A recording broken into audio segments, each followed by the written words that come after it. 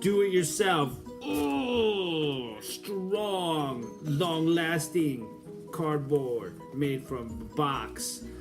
I got a $100 pencil in a 25-cent box. Look at this material from Stuff Projects. This is like pleather. It's not even real. What's real in this world anymore?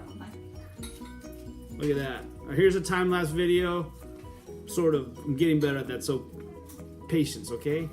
It's kind of erratic and crazy, just like this build. So, regular cardboard, cut, hot glue, just scored the cardboard to fold it. Cardboard being very good for protection, so it's crushing resistant abilities.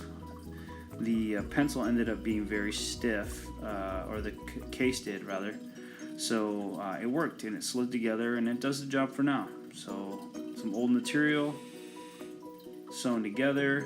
This is a regular sewing machine, just regular old thread, and it did pretty good for some of the thick pleather, which it's not real leather, so it doesn't need a serious heavy machine, but there it is.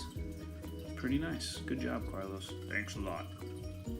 If you really want this, I'll undo everything and I'll make a template out of this and make it digital so you could print it out, cut it on cardboard, sew it together without going through all the difficulties that I went through just prototyping something like this. This is cardboard and old fabric. It's just pleather or leather or whatever, with this interesting seam for the top, like a rolled seam sewn, and then some nice just little seams there.